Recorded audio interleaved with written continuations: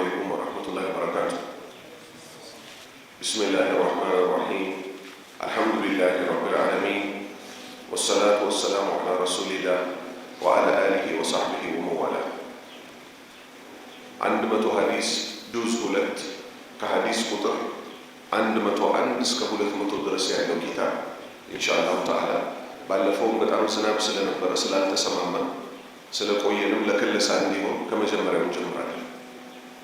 የመጀመሪያው ሐዲስ عن أبي هريرة رضي الله عنه أن رسول الله صلى الله عليه وسلم قال: إذا أحسن أحدكم إسلاما فكل حسنة يعملها تكتب له ب10 أمثالها إلى 700 ضعف، وكل سيئة يعملها تكتب له بمثلها.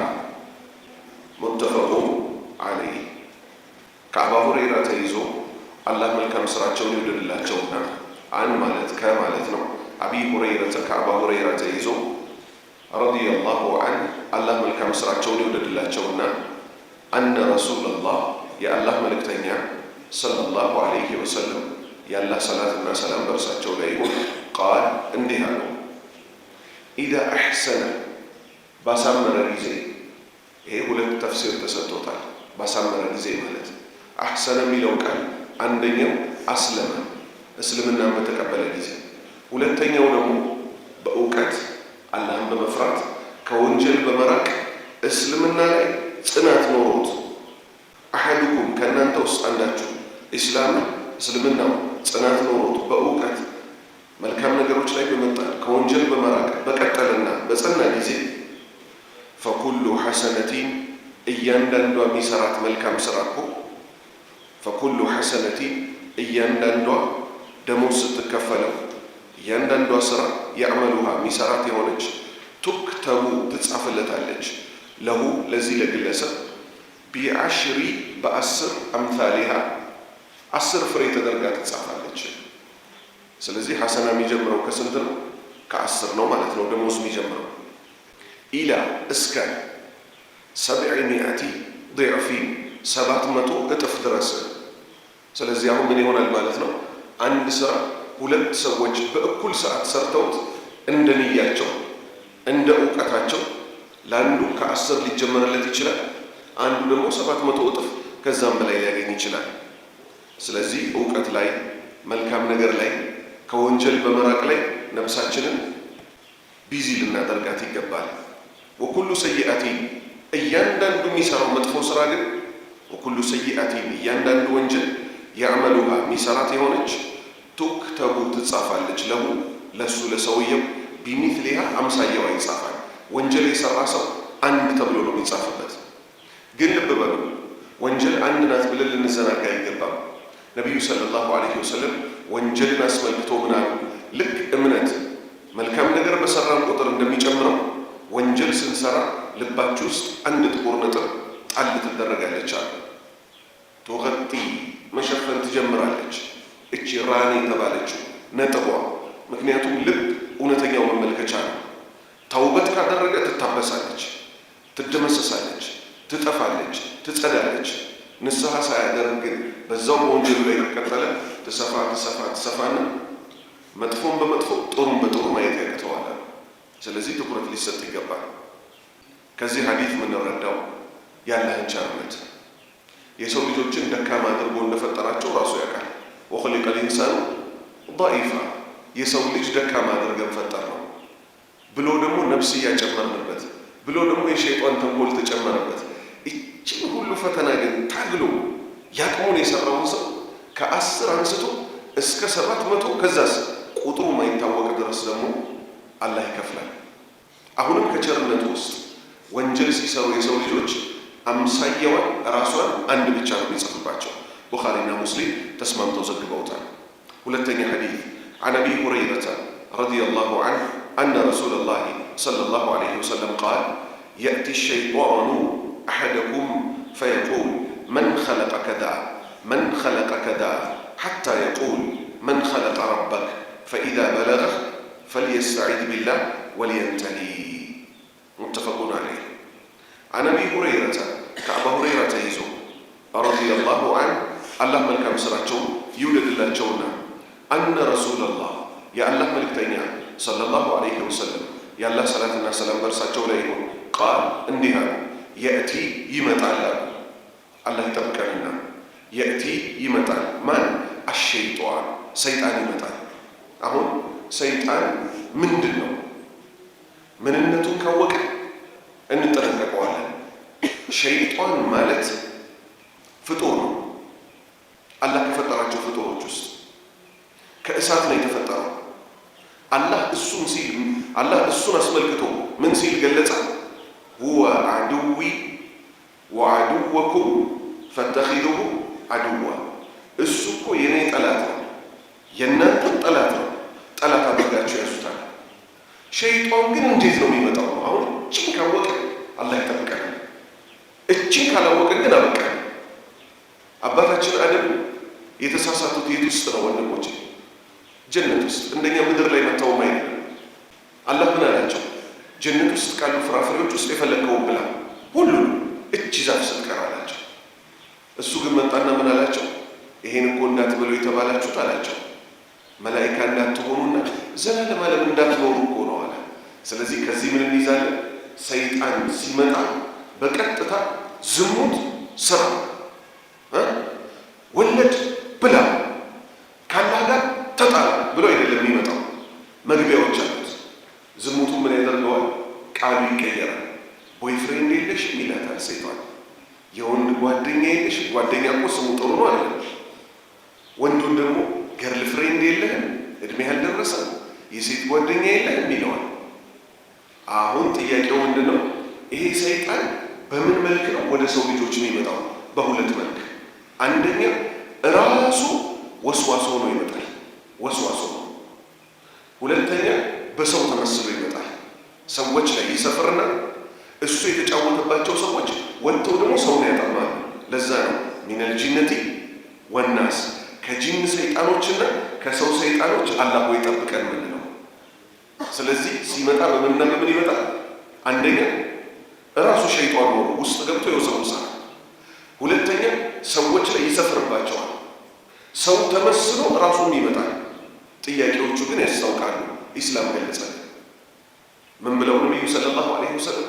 የእቲ ይመጣል አሸይጧኑ ሰይጣን አሐደኩም ከእናንተ ውስጥ አንዳችሁን ሰይጣን ይመጣባችኋል።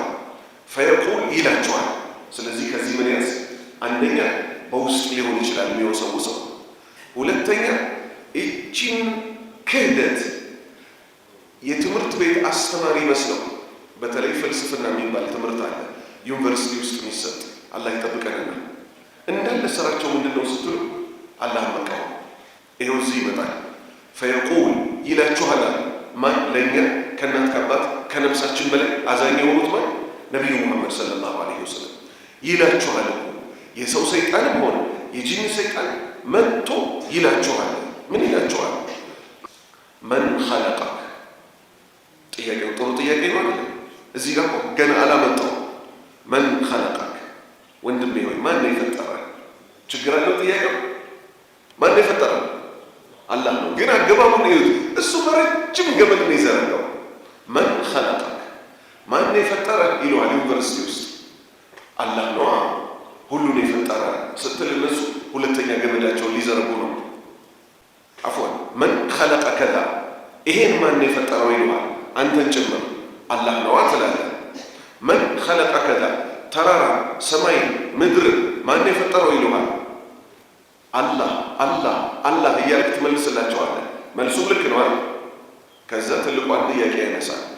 ሐታ የቁላ ነቢዩ ሰለላሁ ዐለይሂ ወሰለም ይሄ የጂን ሰይጣን ወይ የሰው ሰይጣን እስኪል ድረስ ሐታ የቁል እስኪል ድረስ መን ኸለቀ፣ ማን ነው የፈጠረው? ረበክ፣ ይሄ ጌታ የምትለው አላህ እሱን ራሱ ማን ነው የፈጠረው? ሚል ጥያቄ ጋር ያደርሷቸዋል። አስሉ መሰረቱ ጥያቄው ጤነኛ ቢመስልም የእነሱ አካሄድ ግን የሰይጣናት አካሄድ ምን ማድረግ ነው? አላህ ማን ፈጠረው ብለው ማይጠየቅ ጥያቄ ማንሳት ነው። አላህ ሁወል አወሉ ወልአኺር፣ የመጀመሪያው እሱ ነው ከምንም በፊት የነበረ፣ ወልአኺር መጨረሻም ላይ ብቻው የሚቀረው እሱ ነው። ፈኢዛ በለገ አሉ ነቢዩ ሰለላሁ ዐለይሂ ወሰለም፣ እስቲ ደረጃ ካደረሰው አሉ ማን የሰው ሰይጣንና የጂን ሰይጣን ፈልየስተዒዝ ቢላህ ምንም ማምለጫ የለውም። አላህን የፈጠረውማ አይ እሱ እኮ ምናምን ብሎ መልስ መስጠት ጥቅም የለውም። በቃ ወጥመዳቸው ውስጥ ገብተህላቸዋል። እንዴት አንድ ነገር ፈጣሪ ሳይኖረው ተገኘ? ከዛ ከሱ በኋላስ እያሉ ከዛ የነሱ ዓላማ ምንድን ነው? ፈጣሪ የለም እንድትል ነው። ነቢዩ ምን አሉ ሰለላሁ ዐለይሂ ወሰለም? መድኃኒቱ አሉ ፈኢዛ በለገ እዚህ ደረጃ ካደረሰው ፈልየስተዒዝ ይቆጠብ፣ ይጠበቅ፣ ቢላህ በአላህ ይጠበቅ። ምን ሲል አዑዙ ቢላሂ ሚነ ሸይጧኒ አረጂም፣ አዑዙ እጠበቃለሁ፣ ቢላህ በአላህ ሚነ ሸይጧን ከሰይጣን፣ አረጂም ከአላህ ዝነት ከተባረረው፣ ወልየንተሂ ያቁም ይቆጠብ። ምሳሌ በውስጡ ከሆነ ይሄ ውስዋስ የመጣው ያ ሸይጣን እየወሰወሰው ከነበረ ከዚህ ሐሳብ በቻለው መጠን ወደ ሌላ ሐሳብ መውጣት፣ ፊት ለፊቱ ደግሞ ሆኖ አስተማሪ ነኝ ብሎ የመሳሰለው ይሄን ክህደት ሲያስተምረው ተነስቶ ከዛ ቦታ መውጣት። ከዛስ አመንቱ ቢላሂ ወሩሱሊሂ እንላለን፣ በአላህና በመልእክተኞቹ አምነናል እንላለን። ሌላ ሐዲስ ላይ መጥቷል። ቁል ሁወ አላሁ አሐድ እናነባታለን። ለምን የመካ ጋሪያን መጥተው እችኑ ጥያቄ አንስተዋት ነበር። ሙሐመድ ሆይ ያሏቸው ነቢዩ ሰለላሁ ዐለይሂ ወሰለም ጌታ የዘር ሐረጉ ምንድን ነው አሏቸው። ክርስቲያኖች እንደሚያመልኩት አባት ያለው መስሎ ጸጥ አሉ። እሳቸው ደንግጠው ለምን ወህዩም አልመጣም? ጥያቄውም ከባድ ጥያቄ ነው። አላህ ምን አለ? ቁል በላቸው አንተ መልእክተኛ ሆይ ሁወ አላሁ አሐድ እሱ እኮ አንድ አላህ ነው፣ ብቸኛው ተመላኪ ነው። አላሁ ሶመድ አላህ የፍጡራን ሁሉ መጠጊያ ነው። ለም የሊድ አልተወለደም፣ ወለም ይውለድ አልወለደም፣ ወለም የኩን ለሁ ኩፉወን አሐድ እሱን የሚመስለው አንድም ቢጤ የለም። እቺ እዚህ ጋር አንቆምም። ያላህ ባሪያዎች አላህን በተመለከተ የሚመጡ ነገሮችን በጠቅላላ ወልየንተሂ ይቆጠብ ብለዋል ነቢዩ ሰለላሁ ዐለይሂ ወሰለም። ከምን እንቆጠብ? እኔ ግን በአቅሌ እንደሚመስለኝ ይሄ ሐዲስ አሁን እነዛ የውጭ ጠላቶች ናቸው መጥተው ተራራ ማን ፈጠረ ሰማይ ማን ፈጠረ ካሉ በኋላ ምን ይላሉ? አላህ ማን ፈጠረው ይላሉ። የውስጥ ደግሞ ካባ ለብሰው ኩፍየት ለብሰው ምን ይሉሃል? ይሄ ሐዲስ ግን ከአቅል ጋር መሄድ ይመስላል። አልሰማችሁ? ሐዲሱ ሰሂህ ቢሆንም ሰነዱ ሙተሲል ተቀጣጥሎ ሶሃባ ጋር ከዛስ ነቢዩ ጋር የደረሰ ቢሆንም ስለ አላህ የሚናገር ከሆነና ከኛ አቅል ጋር ካልሄደ ሐዲሱን ነቢዩ አላሉትም ነው ምንለው ይላል። ይሄ እኮ ክህደት ነው። አሁን በዚህ ሐዲስ መሰረት ይሄንን የክህደት ንግግራቸው ፈተና ላይ ያስቀምጠው ምን ይላሉ? ነቢዩ ሰለላሁ ዐለይሂ ወሰለም ምን ብለዋል? አላህ የሌሊቱ የመጨረሻ ክፍል ላይ ይወርዳል። ሐዲሱን የዘገቡት ማን ናቸው? ኢማሙ ሙስሊም ምናቸው ላይ? ሰሂሃቸው ላይ። ጥሩ ሰሂህ ነው። ሙስሊም ነው የዘገቡት። ነቢዩ ነው የተናገሩት ሰለላሁ ዐለይሂ ወሰለም። ምን አሉ? ይህን ሐዲስ አንቀበልም ያሉት ሰዎች ሌሊት የሚባለው ጉዳይ አሉ ይሽከረከራል። አሜሪካ ሲመሽ ኢትዮጵያ ይነጋል፣ ኢትዮጵያ ሲነጋ ሌላ ቦታ ይመሻል። ጥሩ እና ምንድን ነው የፈለጋችሁት ስትላቸው በዚህ በኩል አላህ ከአርሽ በላይ ነው ትሉናላችሁ። አዎ ይህንንም ያለው እኛ አይደለንም እኮ ለምን ወደ እኛ ያስጠጉታል? ላለመቀበል ፈልገው ካልሆነ እኛ አይደለም ያለው። ማን ያለው? አላህ ራሱ አርራህማኑ አለል አርሽ ይስተዋ፣ አላህ ከአርሹ በላይ ሆነ። ጥሩ በዚህ በኩል ደግሞ ይወርዳል ትሉናላችሁ። እሺ ይሄኛውን አንቀበለው ማለት ጥሩ። በራሳቸው ጥያቄ ሌላ ሐዲስ እናምጣላቸው፣ በአቅላቸው እንቀበለዋለን የሚሉት ነቢዩ ሰለላሁ ዐለይሂ ወሰለም ምን አሉ? ይህም ሰሂህ ሐዲስ ነው። ቃለ አላሁ ተዓላ ከፍ ያለው አላሁ ስብሓነሁ ወተዓላ እንዲህ አለ፣ ቀሰምቱ ሰላተ በይኒ ወበይነ ዓብዲ ኒስፈይን፣ ስግደትን በእኔና በባሪያዎቼ መካከል ሁለት ቦታ እኩል ቦታ ከፈልኳት። ኢዛ ቃለ ለአብዱ አንድ ባሪያ ባለ ጊዜ አልሐምዱሊላሂ ረቢል ዓለሚን ምስጋና ሁሉ በጠቅላላ ለዓለማቱ ጌታ ነው ሲል አላህ ምን ይላል አሉ ነቢዩ ሰለላሁ ዐለይሂ ወሰለም። ቃለ አላህ ደግሞ በተራው ምን ይላል? ሐሚደኒ አብዲ ባሪያዬ አመሰገነኝ። ወኢዛ ቃል ባሪያው ባለ ጊዜ አርረሕማኒ አርረሒም እጅግ በጣም አዛኝ እጅግ በጣም ሩህሩህ ሲል አላህ ምን ይላል? አፍና ዓለየ አብዲ ባሪያዬ እኮ እኔ አወደሰኝ ይላል። ፈኢዛ ቃል ባሪያው ባለ ጊዜ ማሊኪ የውሚዲን ባለ ጊዜ የፍርዱ ቀን ባለቤት እኮ ነህ ሲል አላህ ምን ይላል? መጀደኒ አብዲ ይላል። መጀደኒ አብዲ ይላል። አሁን ሐዲሱን አንጨርሰው፣ ረዥም ነው። እዚህ መስጂድ ውስጥ ብቻ ስለሌለ መስጂድ አለ። ኢማሙ ፋቲሃ እየቀራ ሰው ጸጥ ብሎ ይሰማና አሚን ካለ በኋላ ምን ይላል? ሁሉም ሰው የራሱን ፋቲሃ ይቀራል። አንዱ አልሐምዱሊላህ ሲል፣ ሌላኛው ማሊኪ የውሚዲን ሲል እኩል ሰዓት ላይ ነው እንደሚሉት አይደለም። ጭራሽ ደግሞ በዙሁር በአሱር ድምፅ ጸጥ ተብሎ በሚሰገድባቸው ሰላቶችም ጊዜ ሁሉም በተለያየ ሰዓት አንዱ ቀስ ብሎ አልሐምዱሊላህ ረቢል ዓለሚን አርረሕማን አርረሒም ሲል፣ ሌላኛው ፈጠን የሚለው ለምሳሌ ማሊኪ የውሚዲን ጋር ደርሶ ሊሆን ይችላል። መልስ ይሰጣል። ለዚህኛው ባሪያ ያመሰገነኝ እያለ ለዚህኛው ባሪያ ያወደሰኝ እያለ ይጋጫል ይባላል። ወንድሞቼ አሁን አላህን አለማወቅ ሆኖ ፈዓሉ ሊማ ዩሪድ አላህ የፈለገውን ሰሪ ነው። ወሁወ ዓላ ኩሊ ሸይኢን ቀዲር ሁሉን ነገር በማድረግ ላይ ቻይ የሆነ ጌታ ነው። ከዛ ምናሉ ይወርዳል ካልን ግን ሰማይ እሱን ያስጠልለዋል ለማለት ነው አሉ። ይሄኛው ሲመታባቸው ይሄኛው ሲረጋገጥባቸው ወደ ሁለተኛ ጥያቄ መጡ። ግን ይወርዳል ስትሉ ወደ ቅርብ ሰማይ ይወርዳል ስለሆነ ሐዲሱ የሚለው አላህን ያስጠልለዋል ለማለት ነው አሉ። ይህ የገይብ ጉዳይ ነው አይደለም ወንድሞቼ? የሩቅ ሚስጥር ጉዳይ ነው አይደለም? ግን ነቢዩ ምን አሉ በሌላ ሐዲስ ሰለላሁ ዐለይሂ ወሰለም? ጅብሪል አሉ ጅብሪል ለእሱ 600 ክንፍ ያለው ሆኖ ከፀሐይ መውጫ እስከ ፀሐይ መግቢያ ሸፍኖ እኮ አየሁት አሉ። ይሄ አንዱ ዘገባ ነው። በሌላ ዘገባ አንዷ ክንፍ እያንዳንዱ ክንፉ ከፀሐይ መውጫ እስከ ፀሐይ መግቢያ ሸፍኗል አሉ። አሁን እዚህ ውስጥ በአቅል ተገብቶ ጅብሪል ክንፉ እንዲህ ከሆነ አካላቱ ደግሞ ይህን ሲጨመር ሰማይን በልጦ በርጥሶ ወጥቷል ማለት ነው ይባላል ወንድሞች? አይባልም። ከአላህ ከመጣ ከኛ ምንድን ነው የሚጠበቀው? ሰሚዕና ወአጣዕና ሰምተናል፣ ታዘናል። የእውነቱ ጉዳይ መቼ ነው የሚረጋገጠው? የቂያማ ቀን ስናይ። አሁን ሳናይ እመኑ ተባለ። ከኛ የሚጠበቀው ምንድን ነው? ሳናይ ማመን። አሁን ምንቀጥል? ለይለቱል ቀድር። ለይል ማለት ምን ማለት ነው? ሌሊት። አልቀድር የመወሰኛዋ ሌሊት። የመወሰኛዋ ሌሊት እናምንባታለን ወይ ብንል ሁሉም ሰው ምን ይላል? አዎ እናምንባታለን ይላል። ከኛ ጋር የሚቃወሙንም ሰዎች ማይቃወሙንም ሰዎች። ጥሩ፣ በለይለቱል ቀድር ካመናችሁ እንላቸዋለን። ምንድን ነው በዛ ቀን የሚከሰተው ስንላቸው ተነዘሉል መላኢከቱ ወሩሁ ፊሃ መላእክቶችን ጅብሪልም አብረው ይወርዳሉ አሉ። ጥሩ፣ ቅድም የጠየቃችኋትን ስንት ጊዜ ስንት ሌሊት ናት እንላቸዋለን። ስንት ሌሊት ናት? አንድ ሌሊት ናት። አላህ ምን ያለላት? ኸይሩን ሚን አልፊ ሸህር ከ1000 ወር ትበልጣለች የተባለላት። ጥሩ፣ እዚህ ድረስ ተስማምተን? አዎ። ለምን ይኸውላችሁ፣ በእርጋታ ማስረዳት ነው የሚሻለው።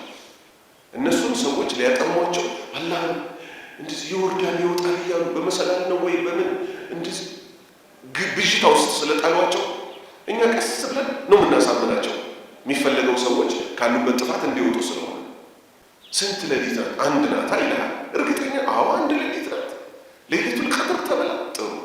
ቅድም እኮ ግን ያንተ ኡስታዝ ምን ብሎ ነበር? ኢትዮጵያ ሲመሽ አሜሪካ ይነጋል ብሎ ነበር። እነ ጅብሪል ኢትዮጵያ ለይለቱል ቀድር ላይ ከወረዱ አሜሪካ ደግሞ ሲመሽ ተመልሰው ወጥተው ነው ወይም ይወርዱት ትለዋለህ። ተው እንጂ ይዘንልኝ፣ ግራ ታጋባኝ እንጂ ምናምን ይላል። ስለዚህ ከኛ የሚጠበቀው ምንድን ነው? ኢስላም ያዘዛቸውን ነገሮች በጠቅላላ ከኛ ምን ይጠበቃል? ሰምተናል፣ ታዘናል እንጂ በእኛ ጭንቅላት አይወሰድም። በጭንቅላታችን እኮ እንውሰደው ካልን ማለት ነው ሰው ከሞተ በኋላ ያበቃለታል አያበቃለትም? ንገሩ ይባላል። ከሞተ በኋላ አበቃል። ግን ነቢዩ ሰለላሁ ዐለይሂ ወሰለም ምን አሉ?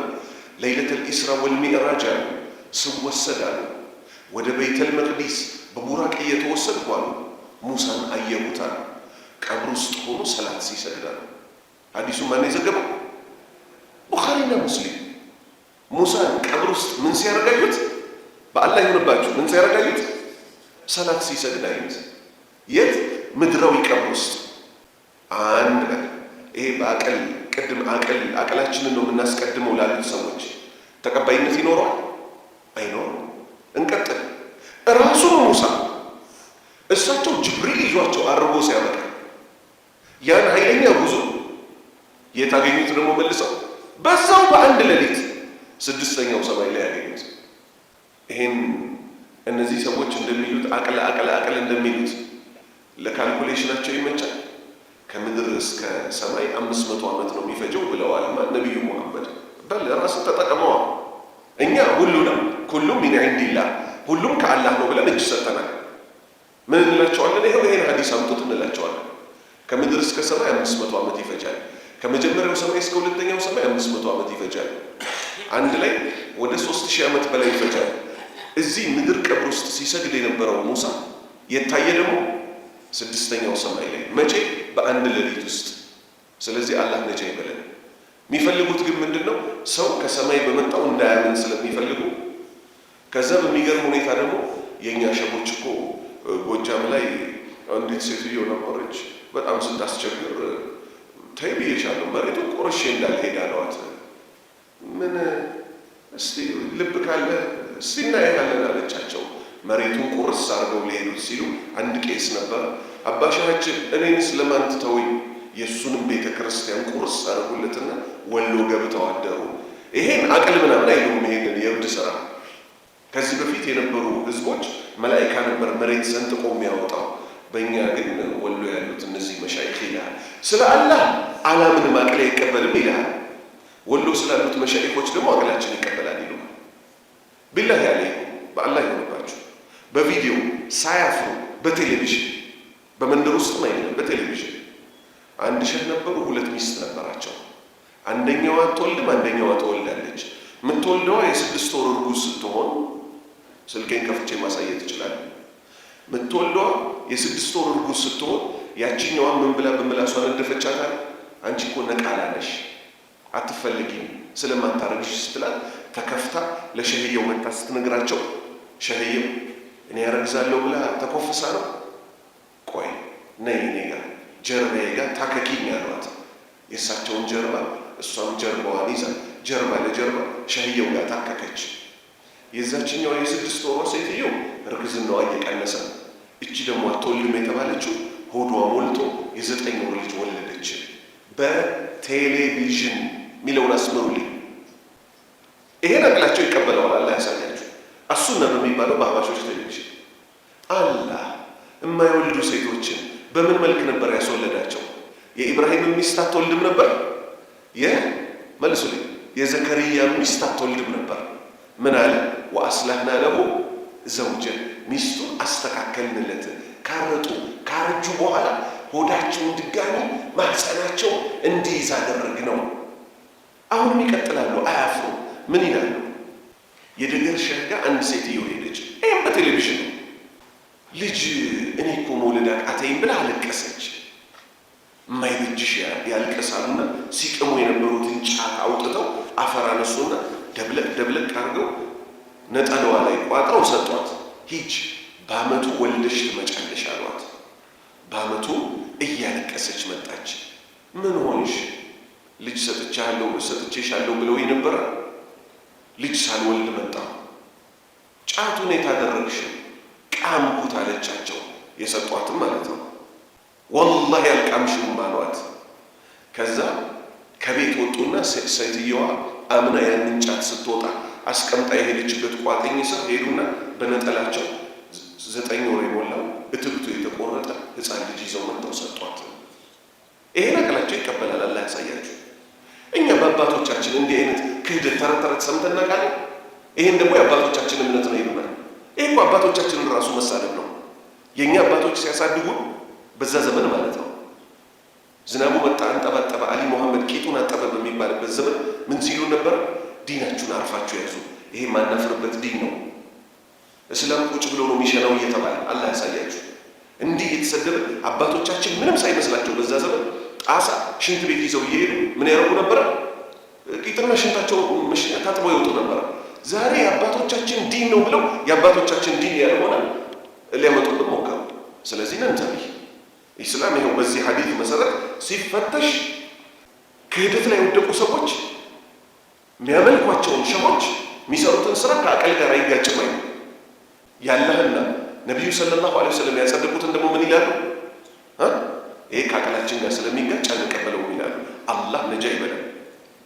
ሶስተኛ ሐዲስ عن أبي هريرة رضي الله عنه أن رسول الله صلى الله عليه وسلم قال إذا أحب الله العبد نادى جبريل إن الله يحب فلان فأحببه فيحبه جبريل فينادي جبريل في أهل السماء إن الله يحب فلانا فأحبه فيحبه أهل السماء ثم يوضع له القبول في الأرض متفق عليه. እንደዚህ ሐዲስ እዚህ ምድር ላይ ለአማኝ አላህ ከእውነተኛ አማኞች ያድርገን። ትልቅ ስኬት የለም። ይህንን አላህ እንዲያሳካልን ሌት ተቀን ዱዓ እናደርግ። ምን ስል ነው? አላሁመ ኢና ነስአሉከ ሪዳክ ያዙልኝ። በሱጁዳችን በየትም ቦታ በመንገድ ላይ ስንሄድ እንዳንረሳ አላሁመ አላህ ሆይ ኢና ነስአሉከ እኛ እኮ እንለምንሃለን ሪዳክ ያንተን ውዴታ እንድትለግሰኝ ውደደኝ ማለት ነው። ውደደኝ። ምክንያቱም አላህ ከወደደ ምን እንደሚከሰት በዚህ ሐዲስ ተጠቅሷል። የት? እዚህ ምድር ላይ አን ከአቢ ሁረይረተ ከአባ ሁረይራ ረዲየላሁ ዐንሁ አላህ መልካም ስራቸውን ይውደድላቸው አነ ረሱለላህ የአላህ መልእክተኛ ሰለላሁ ዐለይሂ ወሰለም የአላህ ሰላትና ሰላም በእርሳቸው ላይ ይሁን ቃል እንዲህ አሉ። ኢዛ እችን ያዙልኝ። ኢዛ የምትለዋ ቃል አብዛኛው ጊዜ አረብኛ ላይ የምትመጣው ምን ነው? ወቅትን ነው የምትጠቁመው። ስለዚህ ይሄ ወቅት አለ። እዚህ ወቅት ላይ ለመድረስ አላህ ይጠራል። ይሄው ሐዲስ ተቆርጦ መጥቶ እንጂ ኢዛ አበገደ አላሁ አልዓብድ ሚላል ከዚሁ ሐዲስ ቀጥሎ አንድም ባሪያ ሲጠላው ሚላል አላህ እንዳይጠላን ደግሞ የሚጠላቸው ቦታዎች አለመገኘት፣ የሚጠላቸው ሁኔታዎች ላይ አለመሆን። ይሄ ሐዲስ የሚያወራው ኢዛ በዚህ ወቅት አሐበላህ አላህ በወደደ ጊዜ ኢዛ አሐበላህ አላህ በወደደ ጊዜ ማንን? አልዓብድ አንድም ባሪያ ናዳ ጅብሪል ጅብሪልን ይጠራዋል። ምን ይለዋል? አላህ ኢነላህ አላህ እኮ ዩሒቡ ይወዳል ፉላንን እገሌን ወዶታል ይለዋል። ፈአሒቡ አንተም ውደደው ይለዋል። አሁን ከዚህ የበለጠ እድል አለ ወንድሞች? ይሄ ከተገኘ አላህ ከሚገኝላቸው ያደርገን። አስቡት፣ የሰማይ የምድር ፈጣሪ በውስጣቸው ሁሉ ያለው ባለቤት 2 ሜትር ማንሞላው እኛን የሰው ልጆች እሱ የሚወደው ሁኔታ ላይ ከተገኘን ይወደናል። ከዛስ ጅብሪል ይጠራዋል። አላህ ግን አንድም ባሪያ መቼ መቼ ይወደዋል? ይሄን ካወቅን ወደ ተግባሩ ስለምንነሳሳ አንደኛ ወላሁ ዩሒቡ አተዋቢን አላህ ንስሐ ገቢዎችን ይወዳቸዋል። ወላሁ ዩሒቡ አልሙቅሲጢን አላህ ፍትሐዊ የሆኑ ሰዎችን ይወዳቸዋል፣ በፍትህ የሚፈርዱ። ወላሁ ዩሒቡ አልሙተቂን አላህን ፈሪ የሆኑ ሰዎችን አላህ ይወዳቸዋል እያለ ከቁርአንና ከሐዲስ ላይ ምን ፈልገን ማግኘት አለብን? አላህ ይወዳቸዋል የተባሉ ስራዎችን እያደን መስራት አለብን። ያኔ የአላህ ውዴታ ይገኛል። ከዛስ ጅብሪልን አላህ ጠርቶ አላህ እኮ እገሌን ወዶታል ይለዋል። ሱብሓነላህ። ፈዩሒቡሁ ጅብሪል ጅብሪል ደግሞ አማራጭ የለውም። የአላህን ውዴታ ተከትሎ እሱም ይወደዋል። አላህ ብቻ እኮ መውደዱ በቂ ነበር። ለምን ይመስላችኋል ጅብሪል እና መላኢካዎች እንዲወዱን ምን እንደረገው?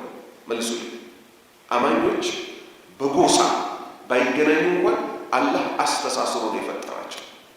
ሶሃባዎች አወለል ኢስላም ላይ ሰላት በተጀመረ ጊዜ ገና መጀመሪያ ላይ አተሕያ ላይ ተቀምጠው ምን ይሉ ነበር? አሰላሙ አለላህ ሳያዩ ወደው የሚያመልኩትን ጌታ ሰላም በአላህ ላይ ይሁን።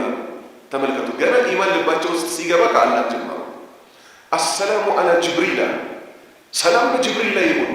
አሰላሙ አላ ሚካኤል ሰላም በሚካኤል ላይ ይሁን። ጅብሪልና ሚካኤልን አይተዋቸዋል ሰሃባዎች? አላዩዋቸውም። በእምነት የተነሳ ተዋደዱ። መላኢካዎች ደግሞ ምን ይላሉ? አላህ ምን አለ? አለዚነ የሕሚሉነ አልዓርሸ ወመን ሐውለሁ ዩሰቢሑነ ቢሐምዲህ ربهم ويؤمنون به ويستغفرون للذين آمنوا ربنا وسعت كل شيء رحمة فاغفر للذين تابوا واتبعوا سبيلك وقهم عذاب الجحيم እያሉስ ከመጨረሻው ድረስ እነዛ አርሽን የተሸከሙት ደግሞ ከሰባተኛው ሰማይ በላይ የት እንዳሉ ጌታችን አላህ ብቻ የሚያውቃቸው አርሽን የተሸከሙት መላእክቶቹ እነሱ ደግሞ ምን ያደርጋሉ? በምድር ላይ ያሉትን ጌታችን ሆይ እባክህ ማራቸው ይላሉ። ያው ተሰሰበ። ሁለተኛ አላህ ለምሳሌ ኢነላህ ወመላኢከተሁ ይሰሉነ ዐለ ነቢይ አለ። ኢነላህ ሰለ ዐለ ነቢይ ብቻ ቢባል ይበቃ ነበር አልነበረም? የአላህ እሳቸው ላይ ሰለዋት ማውረዱ ብቻ እኮ በቂ ነበር። አላህ የሁሉ ነገር በቂ ነውና፣ ነገር ግን ለእሳቸው የክብር ሁሉ ክብር ስለሚገባቸው ኢነላህ ወመላኢከተሁ የእሱ መላእክቶችን ዩሰሉን ሰለዋት ያወርዳሉ ዐለ ነቢይ በዚህ ውዱ ነቢይ ላይ ያ አዩሀ ለዚነ አመኑ እናንተ ያመናችሁ ሰዎቹ ተጋሙና አብራችሁ ከአላህና ከመልእክተኞቹ ጋር ከመላእክቶቹ ጋር በመልእክተኛው ላይ ሰለዋት አውርዱ። ክብሩ ልቅናው የዛ አካል እንዲጨምር ነው። ስለዚህ አላህ ሲወድ እሱ ብቻ መውደዱ በቂ ሆኖ ሳለ ምን ጨመረበት? ይኸውላችሁ ክብራችሁን ጠብቁ እንጂ እዚህ ምድር ላይ ከድር ብትባረሩ ዲንን በመያዛችሁ ሰው ቢገፋችሁ ሰማይ ቤት ላይ ግን ቁጥር ስፍራቸው ማይታወቅ ይሄ ሁሉ አሉ ባይተዋር የሆናችሁ ቢመስላችሁ አብሽሩ የኔን ውዴታ ለማግኘት ይለፉ። ፈዩናዲ ጅብሪል ይጣራል ፊ አህሊ ሰማይ ቤት ውስጥ እነማን አሉ? በሰባቱም ሰማይ መላእክቶች አሉ። ኢነላህ ዩሒቡ ፉላን አላህ እኮ ገሌን ወዶታል። ፈአሒቡ እናንተም ውደዱት። ፈዩሒቡሁ አህሉ ሰማይ ውስጥ ያሉ መላእክቶች ጠቅላላ ይወዱታል ያን ግለሰብ። ثم ከዛ በኋላ ዩዳዑ ይደረግለታል ለሁ ለዚህ ግለሰብ አልቀቡል ተቀባይነት እንዲያገኝ ፊል አርዲ በምድር ላይ አማኞች እንዲቀበሉት ይደረጋል። አማኞች ሚሉትን እንዳትረሱ፣ ምክንያቱም ከሃዲያ የአማኝ ጠላት እንደሆኑ ነው አይደል የሚኖሩት። ሀከዛ ሙተፈቁን ዐለይህ ቡኻሪና ሙስሊም ተስማምተው ዘግበውታል። አራተኛ ሐዲስ عن أبي هريرة رضي الله عنه أن رسول الله صلى الله عليه وسلم قال لا يقبل الله صلاة أحدكم إذا أحدث حتى يتوضأ متفقون عليه. عن أبي هريرة كأبا هريرة تزلوا رضي الله عنه الله ملك مسرعون يندلت أن رسول الله يا الله ملك تنيان صلى الله عليه وسلم يا الله صلاتنا سلام برساتشو ليهم قال اندها لا يقبل الله الله كو بفصو ما يقبل صلاة سجدة من أين سجدتنا الله يقبل أحدكم كننت وسط يعندكم سجدتكم الله يقبله إذا أحدث وضوء بفتح جزء إذا أحدث وضوء بفتح جزء حتى يتوضأ وضوء سكادر قدرس وضوء مفتاح له التي كفلان وند منها توجه حدث الأكبر حدث الأصغر تبلو حدث الأصغر ማለት ትንሿ ውዱ መፍታት ማለት በምን የምትጠገናት? በውዱ ብቻ የምትጠገናት። ምንን ይመስል? ሽንት መሽናት፣ ፈስ መፍሳት፣ ሰገራ መጠቃቀም። ይሄ ውዱ ብቻ ያብቃቀዋል። እና ኮሶ ከሰገራ መውጫ መውጣት። የኮሶ ትል ጥሬ ስጋ የሚበሉ ሰዎች በሬው ወይ በጉ ችግር ካለው ምን ይሆንባቸዋል? ኮሶ ይባላል። የኮሶ ትል ምክንያቱም ውዱ የሚጠፋው በምንድን ነው? በሁለቱ ቀዳዳዎች በኩል በሽንት መውጫና በሰገራ መውጫ በኩል የሚወጡ ነገሮች ከወጡ ውዱ ይጠፋል። በሰገራ መውጫ ምን ከወጣ? ፈስ፣ ሰገራ እና የኮሶ ትል በደንብ ያዙ። በሽንት መውጫ በኩል ምን ከወጣ? የሴት ልጅ ከሆነ የወር አበባ ደሟ እሷን ብቻ የሚለይ ሁክም መጣ። የወሊድ ደሟ ሁለት እሷን ብቻ የሚለይ ሁክም መጣ። ሴትንም ወንድንም የሚያጋራስ አንደኛ ሽንት፣ ሁለተኛ የዘር ፈሳሽ የሚመስል ነገር ሆኖ ራሱ የዘር ፈሳሽ ያልሆነ ግን ነጃሳ የሆነ ስሜት ሲነቃቃ የሚወጣ ፈሳሽ አለ። ለምሳሌ የወንድ ልጅ ብልቱ ከቆመ በኋላ ልብ በሉ እንዲህ አይነት ምሳሌዎች የሚነሱት እውቀቱ ግድ ስለሆነ አንድ ሁለተኛ ብልግናም ስላልሆነ ብልግና እንዳይመስለን ስህተቱ ቀላል ስህተት ስላልሆነ ሰውየው ይሄን ነገር ካየ በኋላ እስቲንጃና ውዱ ብቻ አድርጎ ቢሰግድ ስግደቱ ይበላሻል። ለምን? ልብሱን መታጠብ ስላለበት፣ ልብሱ ነጃሳ ስለሚሆን። ወንድ ልጅ ከሴት ጋር የፍቅር ጨዋታ እንዲህ ቃላት ምናምን በሚጫወትበት ጊዜ ይሄ እንግዲህ ተመልከቱ ለባልና ሚስት ነው። ያኛው ከሆነ ወንጀልም ጭምር ነው። የትኛው? ከትዳር በፊት ወንድና ሴት ሲያወሩ የዘር ፈሳሻቸው የዘር ይሄ መውጫ አካላቸው አካባቢ የወንዱ ይቆማል። ከቆመ በኋላ ይመለሳል። ሲመለስ የሆነች ፈሳሽ ነገር ትወጣለች። ልብ በሉ። ወደ ሶስተኛው አልመጣሁም። ስፐርም ወደሚባለው እሱ ጋር ገና ነው። ይሄኛው የዘር ፈሳሽ ከቆመ በኋላ ከተመለሰ እርጥበት ነገር ይይዛል። ቀጭን ውሃ የሚመስል ፓንትን ከነካ እዛው ደግሞ ብልት አካባቢ ከተነካካ ፓንትም ይታጠባል፣ ያ ፈሳሹ ያለበት ቦታ ብልትም ይታጠባል፣ ውዱም ያስደርጋል። ለወንድ ብቻ አይደለም። ሴትም ልጅ ከወንድ ጋር ካወራች ፓንቷ አካባቢ ይረጥባል። እንዲህ ሌላ ይሄ የወንድና የሴት ወሬ ከተወራ፣ ስለዚህ ፓንቷንም አጥባ ብልቷንም አጥባ ነው ውዱ ማድረግ ያለባት። ፓንት የሚታጠበው ለምንድን ነው? ይሄ ጉዳይ ነጃሳ ስለሆነ ነው። የትኛው? ከስፐርሙ በፊት የሚወጣው ቀጭን ውሃ የሚመስል ነገር። ሶስተኛ ስፐርም የሚባለው የኽሩጁ ሚን በይኒ ሱልቢ ወተራኢብ ለወንድ ልጅ ከጀርባው አርገፍግፎት የሚወጣው፣ ለሴት ልጅ ሀብል ማሰሪያዋ የአንገት ጌጧ ደረቷ አካባቢ ነው አይደል ሄዶ የሚያርፈው። ሴት ልጅ ደግሞ በግንኙነት ሰዓት የዘር ፈሳሿ የሚወጣው ከዚህ ከደረቷ አካባቢ ነው። እንዲህ አንቀጥቅጧቸው የሚወጣው ወንድንም ሴትንም ራሱ ነጃሳ አይደለም። ልብ በሉ፣ ይህች ናት ልዩነቷ። ራሱ ነጃሳ አይደለም። ልብስም ቢነካ ልብሱ መታጠብ አለበት አይባልም። ልብሱ የሚታጠበው ድርቀቱ ሌላ ነገር ስለሚመስል እንዲህ ሰፋ ያለ ስለሚሆን እንጂ አይነጅስም። ግን እንደ ቅድሙ ውዱ ብቻ ሳይሆን የሚያስደርገው ምን ያስደርጋል? ሰውነት ትጥበት ደግሞ አጅግ ያደርጋል። ይሄን ልዩነት ወጣቶች በደንብ ወቁ። ሌሊት ተኝታችሁ ወንድም ሆነ ሴት ከእንቅልፋችሁ ስትነሱ አልጋችሁ ላይ ፓንታችሁ ላይ እርጥበት ካገኛችሁ ምን ሆኗል ማለት ነው? ያ የዘር ፈሳሽ በተኛችሁበት ወጥቷል። ስለዚህ የሰውነት ትጥበት ግድ ይላል። የሰውነት ትጥበት እነዚህ ሶስት ነገሮች ያስወጅባሉ፣ ግድ ያስደርጋሉ። አንደኛ አሁን ያለው የዘር ፈሳሽ በእንቅልፍም ይሁን በግንኙነትም ይሁን በሌላ መንገድም ይሁን ከወጣ። ሁለተኛ ሴትን ልጅ ብቻ የሚመለከት ደግሞ ሴት ልጅ በወር ውስጥ 6 ቀን ወይ 7 ቀን የሆነ ያህል እድሜዋ ድረስ ደም ይፈሳታል። ከሆነ እድሜ በኋላ ደግሞ ይቆማል። ማረጥም ይባላል። 50 እድሜ 51 52 ሲገቡ፣ አንዳንድ ሴቶች ደግሞ በጣም ተጎድተው ከነበረ በስራ በመሳሰለው በ40 ዓመትም የወር አበባቸው ይቆማል። የወር አበባ ካለ ስግደት የለም፣ ጾም የለም።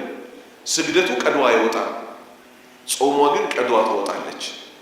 ከዛስ የወር አበባ ደማቸው ስታልቅ ብልታቸው ቦታ ጋር በጥጥ እየሄዱ ምን ያደርጋሉ?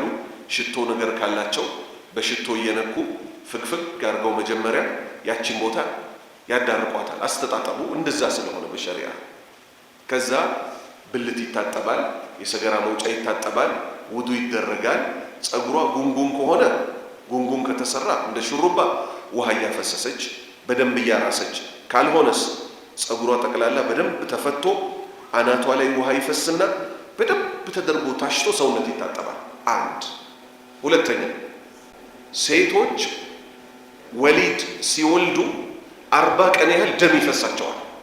ያቺ ደም ስትቆም በ35 ቀኑ ሊቆምላቸው ይችላል። ደሟ ከቆመች ሙሉ ሻወር ይወስዱና ወደ ስግደትም ወደ ጾምም ይመለሳሉ። ይሄ ለወንድም ለሴትም ነው። የመጀመሪያው የትኛው? የዘር ፈሳሽ ከወጣ ሴትም ወንድም አስተጣጠሙን ታጥበው ውዱ ተደረገ ማለት ነው። በተዘዋዋሪ እዛ ውስጥ ምን ይደረጋል? ስግደታቸውን ይሰግዳሉ። ውዱ ተደረገ በተዘዋዋሪ ስል ለሻወሩ አይደለም። ልብ በሉ፣ ጀናባ ሲወርድ ከውዱ ስለሚጀመር ነው። ጀናባው ራሱ ሲወርድ እንዴት ነው የሚወርደው? ነቢዩ ሰለላሁ ዐለይሂ ወሰለም ሚስቶቻቸውን ተገናኝተው ሲያበቁ ምን ያደርጋሉ? ከእንቅልፍ አይደል ሰው የሚነሳው? በዛ ዘመን ቧንቧ ውሃ የሚባል የለም። በባልዲ ውስጥ ያለ ውሃ ስለሆነ እጃቸው መጀመሪያ 3 ጊዜ ያጥቡታል፣ እስከ ሰዓት ማሰሪያ ድረስ ያለው። ከዛ ባልዲ ውስጥ ውሃ ይነክሩና የሽንት መውጫና የሰገራ መውጫ ሙልጭ ተደርጎ ይታጠባል። ከዛስ ለሰላት ውዱ እንደሚደረገው ውዱ ይደረጋል። ከዛ በኋላስ መሀል አናት ላይ ውሃ ትፈሳለች። ከዛ ጸጉራቸውን በደንብ እያከኩ ያሹና ያዳርሳሉ። ከዛ በቀኝ ነው የሚጀምሩት። በቀኝ ሳይድ ያጥባሉ፣ በግራ ሳይድ ያጥባሉ። ስለዚህ ምኑ ተገኘ ማለት ነው? ውዱ ሰውነት ትጥበቱም ተገኘ። ስለዚህ ነው በዚህ ሐዲስ መሰረት አላህ ስግደትን አይቀበልም አንድ ሰው ውዱ ከፈታ ውዱን እስኪያሟላ ድረስ። አምስተኛ ሐዲስ عن أبي هريرة رضي الله عنه أن رسول الله صلى الله عليه وسلم قال أرأيتم لو أن نهرا بباب أحدكم يغتسل منه كل يوم 5 مرات هل يبقى من درنه شيء؟ قالوا لا يبقى من درنه شيء. قال فذلك مثل الصلوات ال5 يمحو الله بهن الخطايا. متفق عليه واللفظ لمسلم. الدرن الوسخ. عنك أبي هريرة كأبا هريرة يزو رضي الله عنه الله ملك مسراتشون يولد الله جونا أن رسول الله يا الله ملك تينا صلى الله عليه وسلم يا الله صلاتنا سلام برساتشو لينو قال اندها أرأيتم رؤيا مالت من مالت نبر من ملك ترى أياتشون تبلو إلى اللي مفسر استي نقرويني ጥያቄ እየጠየቁ ነው ነብዩ ለማን? ለሷሃባዎች። ለው አነ ነህረን አንድ ወንዝ ቢባቢ አሐዲኩም በአንዳችሁ ደጃፍ ላይ አንድ ወንዝ ቢያልፍ የኽተሲሉ ቢታጠብ ደግሞ ሚንሁ በዛ ወንዝ ውሃ ኩለ የውሚን በየቀኑ 5 መራት 5 ጊዜ በቤቱ ደጃፍ ላይ ወንዝ የሚያልፍበት ሰውዬ በቀን 5 ጊዜ ሰውነቱን ቢታጠብ ሀል የብቃ ይቀራልን ሚን ደረኒሂ ከእድፍ ከቆሻሻ በኩል ሸይኡን ሰውነቱ ላይ አንድ ነገር ይቀራልን? ቃሉ ሷሃባዎች አሉ ላ የብቃ በፍጹም አይቀርም ሚን ደረኒሂ ከእድፉ በኩል ሸይኡን አንዳችም ነገር እኮ አይቀርም አሉ። የም ቃል ነቢዩ አሉ ፈዛሊከ ልክ እንደዚህ እኮ ሚስሉ አምሳያው አሰለዋቲ የስግደቶች አልኸምስ በቀን 5 ጊዜ የሚሰገዱትም ስግደቶች እኮ አምሳያቸው ልክ እንደዚህ ነው። የምሁላህ አላህ ያብስባቸዋል ቢሂነ በእነሱ ሰበብ አልኸጣያ ወንጀሎችን እኮ ያብስባቸዋል። በቀን 5 ጊዜ በቤቱ ደጃፍ ላይ ወንዝ ውሃ ያለው ሰው እየወጣ በወንዝ ውሃ ታጥቦ ሰውነቱ ላይ ቆሻሻ ካልተገኘ የሰው ልጅም ልክ እንደዚሁ በቀን 5 ጊዜ ስግደትን በሰገደ ጊዜ ከላዩ ላይ ወንጀሎችን አላህ ያብስለታል። በነቢዩ ዘመን ሰለላሁ ዐለይሂ ወሰለም አንድ ሷሃባ ነበር። ለሱ ማትገባን ሴት ማትገባ ማለት ምን ማለት ነው? ሚስቱ ያልሆነች እሷን ምን አደረጋት? ሳመና ደንግጦ መጣ። አሁን የአላህ ባሪያዎች ሆይ ከሐዲስ ላይ ፊቅህ የሚባለው ቃል ፊቅህ ማለት ግንዛቤ ከሐዲስና ከቁርአን ከክስተቶች ላይ የሆኑ ነጥቦችን ብቻ አይደለም የምንይዘው የሚተላለፍበትን መንገድ። አሁን አንድ ምሳሌ ላንሳ። ለይለቱል ኢስራ ወልሚዕራጅ ላይ ነቢዩ ሰለላሁ ዐለይሂ ወሰለም ሲሄዱ 7ኛው ሰማይ ላይ የሆነ ሰው አየሁ አሉ። በደንብ አስመሩ። ኢብራሂም እንደሆነ እኮ እናውቃለን አይደል? እንዴት ነው ሐዲሱ የጀመረው? ለጅብሪል ማን ነው ይሄ ሰው አልኩት አሉ። አባትህ ኢብራሂም ነው ሂድና ሰላም በለው። ሹፍ በደንብ አስመሩ። በአላህ ስም ይሁንባችሁ። ነቢዩ ሰለላሁ ዐለይሂ ወሰለም አያውቁትም ማንን? አባታቸውን ኢብራሂም። ጅብሪልን ጠየቁት። ማን ነው ይሄ አሉት። አባትህ ኢብራሂም ነው ሂድና ሰላም በል። ጠጋ ብለው ሰላም ሲሉ ኢብራሂም ምን አላቸው? ምንኛ ያማርክ ልጄ ነህ አላቸው። አደራህን አላቸው። የተገናኙት ለአጭር ሰዓት ነው። አደራህን ለኡመቶችህ ሰላምታ አድርስልኝ። አላሁ አክበር። አሁን እኛ ሄደው ሰላት ተቀብለው መጡ ኢላ አኺሪ ይሄን አይደል የምናውቀው? ወንድሞቼ ነው አይደለም? አባታችን ሰላም ብሎናል። ምንኛ ያማርክ ልጅ ነህ፣ ምንኛ ያማርክ ምትክ ነህ። ለኡመቶችህ ሰላም በልልኝ። ጀነት እኮ ተክሎች አላት። ለኡመቶችህ አደራ በላቸው። የጀነት ተክሎች ሱብሓነላህ ወልሐምዱሊላህ ወላ ኢላሃ ኢለላህ ወላሁ አክበር ናቸው። ንገርልኝ። አባት ለልጁ በዛች ቅጽበት ውስጥ ለልጅ ልጆቹ ይሄን ተናገራል። ሀከዛ ልክ እንደዚህ ይሄው አሁን ከማነሳላችሁ በነቢዩ ዘመን ሴት ሳም፣ ዛሬ ስንት ሴት እኮ ይሳማል በየቀኑ። ጭራሽ ሴት መሳም ኢባዳ እስኪመስል ድረስ። አሰላሙ አለይኩም የወንድሜ ሚስት እንዴት ነሽ? የወንድሙ ሚስት የወንድም ሚስት አጅነቢ ናት አይደለች? ናት። ከዛ ያ ሷሃባ ደንግጦ መጣ ነቢዩ ጋር። ጠፋሁ ለውጥ አላቸው።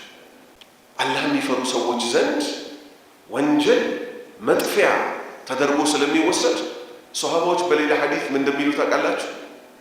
ታቢዮችን አግኝተው ማለት ነው። ሱብሃንአላህ በእኛ ዘመን ትልቅ አጥፊ ወንጀሎች አድርገን የምናያቸው እናንተ ስትዳፈሯቸው፣ እናንተ ቀለል አድርጋችሁ ስታዩዋቸው እናያለን። የእኛን ዘመን ቢያዩ ምን ሊሉ ነው ወንድሞቼ? ያ ሷሃባ መጥቶ ጠፋሁልዎት አላቸው። ለእኔ የማትገባኝን ሴት እኮ ሳምኩኝ አላቸው። ዝም አሉት እሳቸው። ለምን? ወሂይ መለኮታዊ ራእይ ካልመጣላቸው ፍርድ ይሰጣሉ። ወአቂሚ ሰላተ ጠረፈይ ናሃሪ ወዙለፈን ሚነ ለይል ኢነል ሐሰናቲ ዩዝሂብነ አሰይአት። ስግደትን አቋቁማት በቀኑ መጨረሻ በሌሊቱም ክፍል። ኢነል ሐሰናቲ አይ ኢነ ሰላቲ ስግደት እኮ ዩዝሂብነ ታስወግዳለች፣ ታሰርያለች አሰይአት የተሰሩ ወንጀሎች። ዛሬ እኮ የሚያሳዝነው ሴቱም ተስሞ ሰላቱም ሳይሰገድ ደግሞ ምን ተብሎ አላህ ገፉሩ ረሂም ነው ተብሎ ይሄዳል። ወንድሞቼ መልካም ሰርተን እኮ ራሱ ክጃሎትና ፍርሃታችን መሆን አለበት፣ የተስተካከለ መሆን አለበት። ነንተቤ እንንቃ። ስድስተኛ ሐዲስ عن أبي هريرة رضي الله عنه أن رسول الله صلى الله عليه وسلم ليس الغنى عن كثرة العرض ولكن الغنى غنى النفس متفق عليه. عن أبي هريرة كعب هريرة يزو رضي الله عنه الله ملكم سرعتشون يولد الله تشونا أن رسول الله يا الله ملك تنيا صلى الله عليه وسلم يا الله صلاتنا سلام برساتشون ليهم قال اندها ليس الغنى هبتكو أيدلم ليس أيدلم الغنى هبتكو أيدلم عن كثرة العرض عن كثرة كما بزات كما قطاطا على عرض مالت ቁሳቁሶች ቁሳቁስ ማብዛት እኮ አይደለም የዱንያ ሀብት። እሳቸው አንድ ገልባጭ አላቸው፣ ሁለት ተሳቢ አላቸው፣ ሁለት ህንፃ አላቸው፣ ክፍለ ሀገር ላይ ይሄን ያህል ከብት አላቸው፣ ይሄን ያህል ጋሻ መሬት እኮ የሚታረሳላቸው፣ ዱባይ ላይ አካውንት አላቸው፣ እንትን ላይ እንትን አላቸው መባሉ እኮ አይደለም የሀብት ብዛት። አሁን ይኸውላችሁ ይሄ ነቢዩ ባይነግሩ ኖሮ እንደኛ ሀብት ማለት ምንድነው ሲባል እንትና መመልከት ነው ነበር አይደል ምንለው። እሳቸው ግን ምን አሉ? ሀብት ማለት እኮ አይደለም አንከትረት العرض ቁሳቁስ መሰብሰብ ولكن الغنى ነገር ግን ሀብት ማለት غنى النفس በነፍስ መብቃቃት ነው። غنى النفس በነፍስ መብቃቃት ነው። ማንን ይመስል እስቲ መሽረጥ አድርጉ። ኢብራሂም አለይሂ ሰላም ልጃቸውን ኢስማኤልና እናቱን ሀጀር የጥለው ሄዱ ሐረም ላይ። ምንና ምን ሰጠው? አንዲት ዘንቢል ተምር እና አንዲት የቆዳ ውሃ መያዣ ቀርበታ፣ እሱን ሰጠው ሄዱ። በስተርጅና ያገኘሁት ልጅ ይሄ ሲያልቅ ምን ይሆንብኛል አላሉ። አስቀምጠህ ሂድ ተባሉ፣ አስቀምጠው ሄዱ።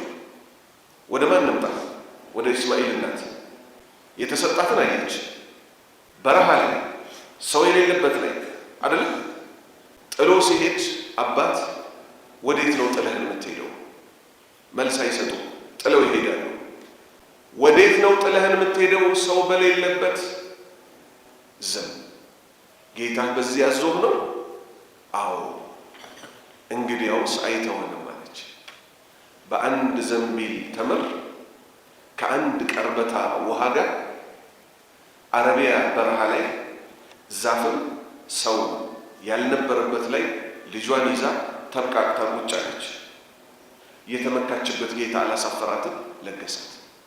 ሀከዛ ሀብት ማለት እኛ ይመስለናል እንጂ ቆይ እዛች ጠባብ ሆድ ውስጥ የእናት ሆድ ውስጥ ሆድ ብቻ እኮ አልነበረም፣ የእንግዴ ልጅ የምናምን ጭራሽ እኮ ደግሞ ሌሩ ጨምሮ ጠባብ መሆኗ ታስታውቅ ነበር አልነበረም?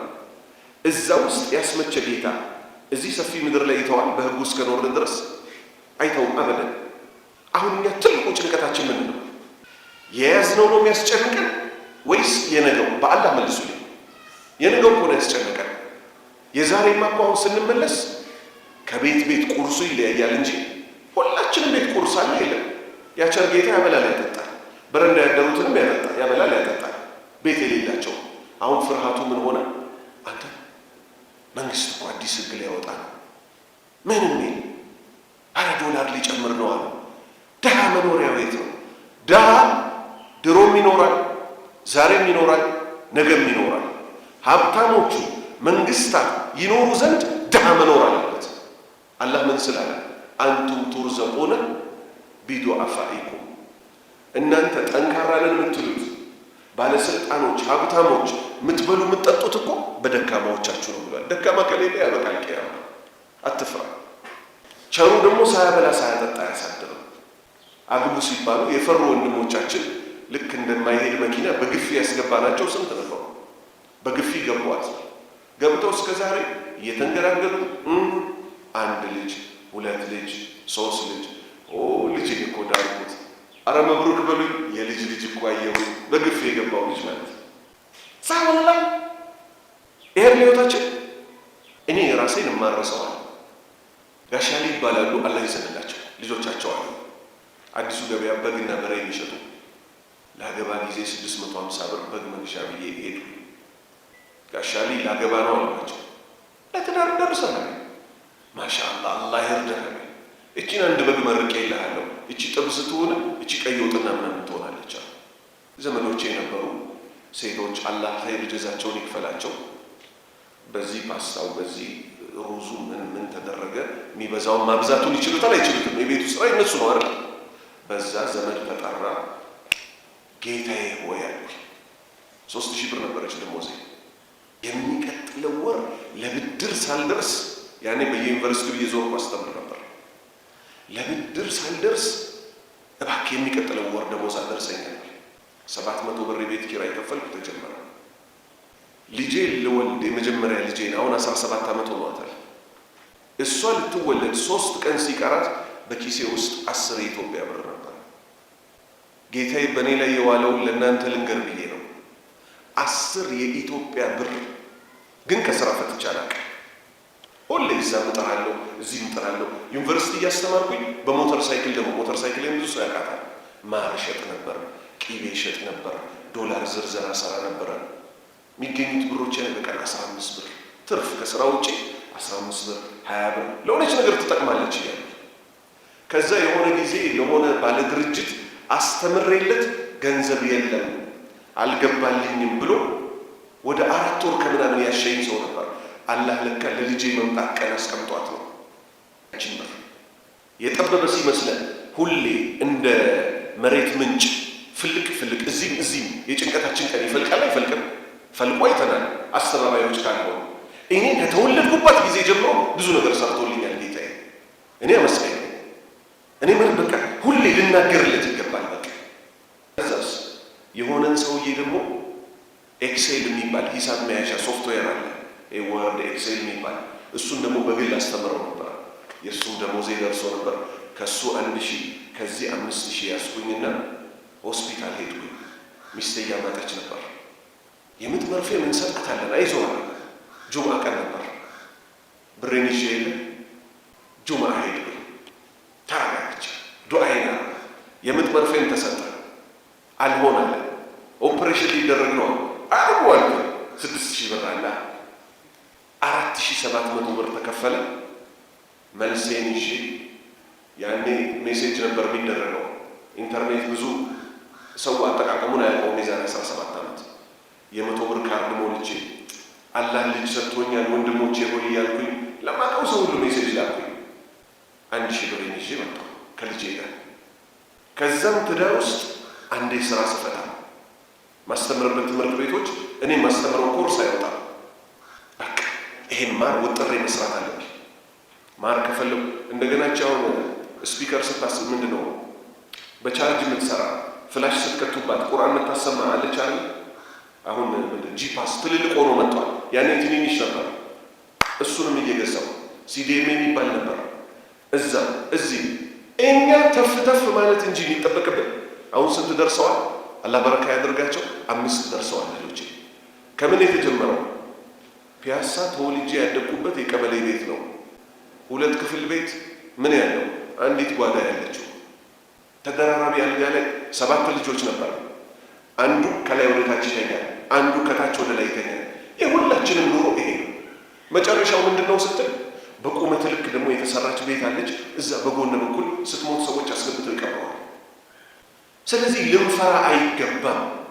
አየን፣ ስራም ተፈቶ ታየ፣ ገንዘብም ተገኝቶ ታየ። የሆነ ቦታ ላይ አሁን እኔ ቤት ሰርቼ እዚህ አሸዋ ሜዳ ስለው መኪናዬ ላይ ስወጣ እኔ እስካሁን ይገርመኛል። አባቴ 12ኛ ክፍል አላህ ለጀነት ይበለው፣ አላህ የጀነት ይበለው። በጣም አዝንለታለሁ። ደሃ ነበር፣ ግብርና ሚኒስቴር ነበር የሚሰራው። በቃ ያኔ እንዲህ ለ5 ለ6 ልጅ ጫማ መግዛት አይቻልም፣ ልብስ መግዛት አይቻልም። አሁን ተረኛ ኻሊድ ነው ይባላል፣ ተረኛ ሐሰን ነው ይባላል። ለኡስማን ነው የምገዛው። ከዛ ለኢድና ለአረፋ ግን እሱ አያረግም፣ ተሟሙቶ ለኛ ልብስ ያሰፋ ነበር። በኢድና በአረፋማ የሙስሊም ልጅ እንዴት እንዲሆናል እየተባለ አላህ ለጀነት ይበለው። 12ኛ ክፍል ጨርሼ ልጄ መንጃ ፈቃድ ብታወጣ ሳለ አስቡት። የዛሬ ስንት ዓመት መሰላችሁ? የዛሬ 29 ዓመት ማለት ነው። አሁን 47 ዓመት አካባቢ ነው። መንጃ ፈቃድ አውጣ ሲለኝ አባቴ ያልኩት እኔ ያልኩት መኪና እንዴት ብዬ ልይዝ እችላለሁ? አላህ ያሳያችሁ። አየህ፣ ተስፋ አላደረኩም። አላህ ቃል አውጣ አለ። ኧረ እኔ መኪናና እኔ ምን ተገናኝተን አላወጣም። እሱ ግን ተስፋ አደረገልኝ። ተመልከት፣ በቃ በዛች በቀበሌ ኑሮ መኖራችን ነገሮች ሊቀየሩ እንደሚችሉ በዛ መሀል እየኖረ እሱ ተስፈኛ ነበር። ከዛ ያለ ስራ ሆኖ መኪና እንዴት እንደገዛው ደግሞ ልንገርህ። መጀመሪያ የነበረችኝ ንብረት ሳይክል ናት። አጠራቅሜ የእኛ ሰፈር ፒያሳ ተወልደን ያደግንበት ከኤንሪኮ ኬክ ቤት ወደታች ይባላል። አዛን እየሰማሁ አሁን በኒ መስጂድ አልደርስም እል ነበረ፣ ይጸጽተኝ ነበር። ጌታዬ ሆይ ፈጅር መሄጃና ዘመድ መዘየሪያ እንዲሆን ብዬ ሳይክል ገዛው። ማውንቴን ሳይክል የሚባል ፈጅር መሄድ ጀመርኩኝ። ትልቁ ሀብቴ እሷ ነበረች። ሳይክሌን አጥባለሁ፣ ምን እላለሁ። ፒያሳ ላይ የሆነች ጥግ ነው የምታድረው፣ ሌባ እንዳይነካት ደግሞ ይባላል። ሁሉም ባቅሟል። ከዛ አንድ ጓደኛ ገዳም ሰፈር የሚባል ደግሞ ነበር ከፒያሳ ከፍ ብለን እና እኔ ቤት ደህራ ላይ አንተ ፈጅር አትሄድም አልኩት። ሳይክልህን ይዘሃት ናና ተመልከቱ እንግዲህ የዛ ዘመን ጓደኝነት። አንተ ሳይክልህን ይዘሃት ና አለኝ። አንተ በሳይክል መስጂድ ትሄዳለህ፣ እኔ እዚሁ እሰግዳለሁ አለኝ። እሺ ብዬ እሱ ቤት ላድር ሳይክሌን ይዤ ሌባ የክፋቱ ክፋት በ200 ብር የገዛዋትን ሳይክል አዳሯን ሰረቃት። ውዶዬን አድርጌ ሳይክሌን ስል የለች። መሐመድ ይባላል። መሐመድ ተነስ፣ ሳይክሌ የለችም አለ። ወይኔ ሳድዋ አለኝ። የወሎ ሰው ነው። ምን ይሻላል? በቃ እዚሁ ስገድ አለኝ። ሞት ይመጣላል። የዛ ቀን ይመስለኛል፣ ምን ይመስለኛል ነው እንጂ እርግጠኛ እየሮጥኩኝ አስቡት፣ ከገዳም ሰፈር በኒ መስጂድ ለመድረስ መሀል መንገድ ላይ ረስቸዋል። ኢና ሊላሂ ወኢና ኢለይሂ ራጂዑን አላሁመ አኽሉፍኒ ፊ ሙሲበቲ ኸይረን ሚንሃ አልኩኝ። አላህ ሆይ በተሻለ ተካኝ አልኩኝ። በአመቱ አላህ ሞተር ሳይክል ሰጠኝ። ሞተር ሳይክል ሰጠኝ። በሉ ዩኒቨርሲቲ ያስተምርና በ10 ደቂቃ ውስጥ ዩቭ ብዬ ቂራአት ቦታ፣ በ10 ደቂቃ ውስጥ አንዱ ኮሌጅ፣ በ10 ደቂቃ ውስጥ አንዱ ኮሌጅ። ከዛ ስራዬን ተሻሻለ፣ ገንዘብ ማግኘት ጀመርኩኝ። ከዛ ገንዘብ ማግኘት እየጀመርኩ መጣ።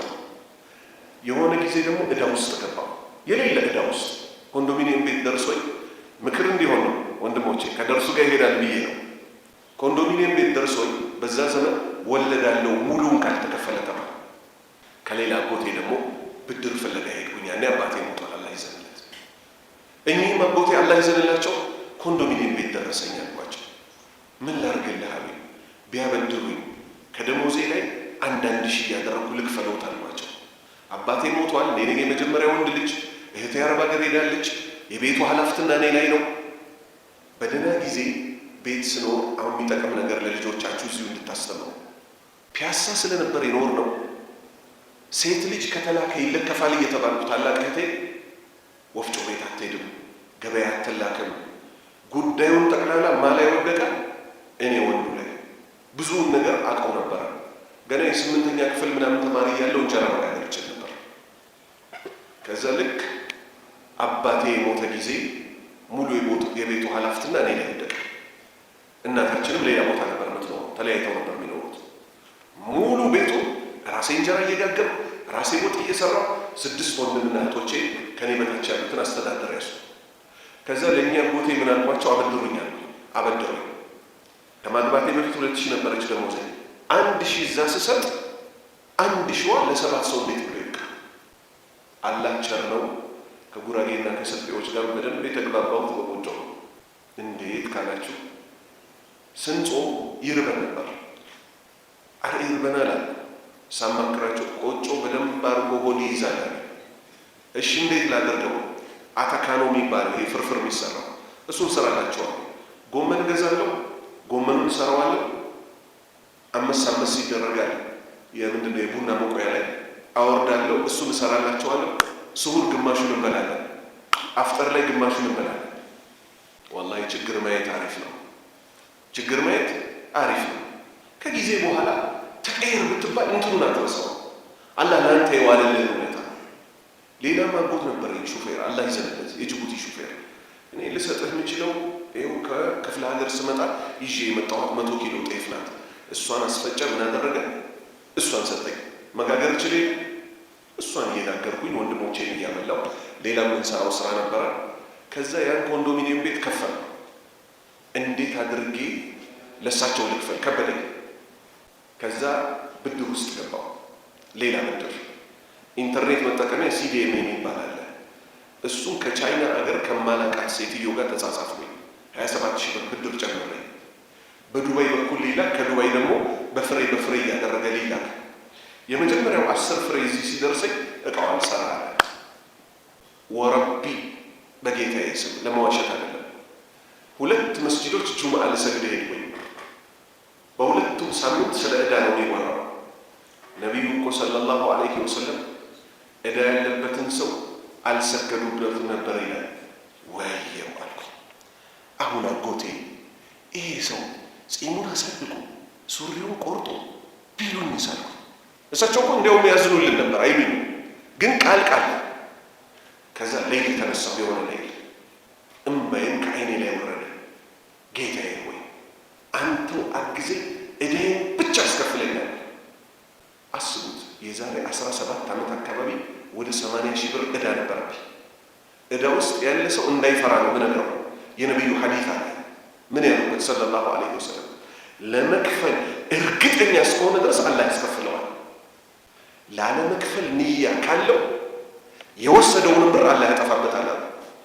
ከዛ ያቺን ዕቃ ይዤ ስዞር አንድ ቀን በቃ ለሁሉ ማሳየ አልሰራልኝ። በቃ ምን ያደርጋል ካልሰራ አልሰራም ይሉኛል። በድፍረት ቴሌ ሄድኩ። ይሄ ያንተ ችግር አይደለም ማለት አንዳንድ ዕቃዎች እንዲህ ሆነው ይመጣሉ። እዚህ ቦታ ሄድ ኢንጂነሮች ይከፍትልሃል። ለልጁ ሳስረዳው ይሄ ያንተ ችግር አይደለም፣ አንተ በእውቀትህ ልክ ኢንተርኔት ላይ አይተህ ነው ያሰራሃት። ቻይና ያለችዋን ሴትዮ ዕቃው ልክ ነው። ዕቃው ሲጫን ነው የት ቴሌ ላይ በአግባብ ያልነበረው። እኔ ከፍትልሃለሁ 50 ብር ትከፍላለህ አለኝ። ልብ በሉ 50 ብር በዛ ጊዜ ብዙ ነው። እሺ ብዬ ሌላ ዕዳ ውስጥ ገባው። አላህ ይዘንለት። ልጁ ሲያዝንልኝ ምን አለ? በሄደበት አላህ ሂዳያ ይስጠው፣ ክርስቲያን ነው። ሸጠህ ነው የምትከፍለኝ አለኝ። አሳዘንከኝ አለ። ይሄን ሁሉ ለፍተህ አለ። ከዛ መሸጥ ጀመርኩ። ያን ዕቃ በአንድ ቀን 22,000 ብር አገኘሁ። በህይወቴ አይቼ የማላውቀውን ብር። በጌታዬ ይሁንብኝ። ተውፊቁ ከአላህ ነው። መገጠሙ መለገሱ ከአላህ ነው። እንደው 500 ብር እንኳን አማረኛ ላልኩም። ከዛች 22,000 ብር ላይ 22,000 ብር ወስጄ ላጎቴ የሰጠኋቸው። ደነገጡ። ወደ 8 ወር 9 ወር መክፈል አቆሜ ነበር። ከየት አገኘህ አለ። ሰርቄ ወይ ሌላ ነገር እንዳይመስላቸው ያውቃሉ። ማገኛትን ብር በወሩ እንዲህ ሰርቼ ይበልጥ ሌላ ዕዳዎችም ውስጥ ገብቼ ነበር አልኳቸው። ቁጭ አድርገው ሌላ ታሪክ ነገሩኝ። እሳቸው የድሮ ነጋዴ ናቸው። እንዲህ ሆኖ አለ። አሁን እዚህ ማላነሳው ሌሎች ታሪኮች አሉ። ለሁሉም አላህ አኼራ ላይ ይቆጠርላቸው። ልጄ እኔ አቅም እንደሌለ እያወቅኩ ነው የሰጠው። ተመልሰዋለህ ብዬ ገምቼ አላውቅም። አላህ በቃልህ ለተገኘህበት እሱ ይሙላል። በሚሊዮን ያላቸው ሰዎች አበድር ያለው አይሰጡኝ አተውም አይደለም። አላህ በረካ ያርግልህ ብለው ዱዓ አርጉልኝ። እኔም ዱዓዬን ተቀብዬ ወጣሁ።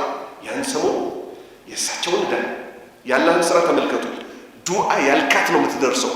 100 ፍሬ ነበር ያዘዝኩት። ከ100 ፍሬው ልክ 80ኛው ላይ ሲደርስ 5 እየወሰድኩ ነበር ማስከፈለው። 10 እየወሰድኩ ነበር ክፈትልኝ ነው። 80ዋ ላይ ስትደርስ ዕዳዬን ሙሉ ለሙሉ ከፍዬ ሲጨርስ ምን ሆነ? የተቀሩት 20 ፍሬዎች አልሰራም። ያ ኢንጂነሩ ሰውዬ የተለያዩ ኮምፒውተሮች ውስጥ ቢከተው ምን አይዞህ በሌላ ሞክርልሃለሁ ይለኛል። እስቃለሁ። ትስቃለህ እንዴ ያለኝ? አይ እኔ ጌታዬን ስለለመንኩት ነው። ዕዳዬን ብቻ አስከፍለኝ ሌላ የምፈልገው የለም ስላልኩት አምጣው፣ እንዲያውም ይሄ ዕቃ ለልጆቼ መጫወቻ ይሁን አልኩት። ያለን ስራ ታያላችሁ። ማይሰራውን ያሰራልሃል። ለምነው ዕዳዬን ከፈለልኝ። ከዕዳ ወጣሁ። ከዛም በኋላ ዕዳ ውስጥ ገብቻ አውቃለሁ። ባል ዝም ብሎ አይደለም ቤት የሚመራው። ሁሉ ነገር ለሚስት አይነገርም። ለሚስትህ ለም በጭንቀት ትገላታለህ። አላህ የተሻለ ነገር ያመጣል። ዛሬ የጨለመ ቢመስል እንዲያውም በጣም ጨለመው ሲብስ ይነጋል አይነጋል ሀከና። ስለዚህ ይሄ ደግሞ የእኛ ዘመን ብቻ ታሪክ እንዳይመስላችሁ። አሁን እየሰማው ነው። ወጣቶች ትዳር ውስጥ ይግቡ ሲባል ጭራሽ አንዳንድ ትልልቅ ሰዎች ለእኛ አላህ የሰራልንን ረስተው ምን ዘመኑ እኮ ከባድ ነው ይላሉ። በሁሉም ዘመን እኮ ከባድ ነበር። ከባዱ የትኛው ነው? ዝሙት። ከባዱ የትኛው ነው? ወንጀል። በአላህ መንገድ ላይ ከቆምን ግን ቸሩ ጌታ ራሱ አሳፍሮ አያሳፍረንም። እነዚህን የተስፋ ቃሎች ወጣቶች ያዙ። ዙቤር ረዲየላሁ ዐንሁ ሲሞት ወደ ሚሊዮን የሚጠጋ ዕዳ ነበረበት። ለልጁ ምን አለው? በዚህ እናቆማለን። ለልጁ ምን አለው? ልጄ ሆይ ደግሞ 4 ሚስቶች ነበሩት። ለልጁ ምን አለው? ለወንድ ልጁ ዕዳዬን አላህ ይረዳሃል፣ ትከፍለዋለህ። በተቸገርክ ቁጥር የዙቤር ጌታ ብለን ለምነው። ሞቶ ጌታ እንዳላቸው ያውቃል።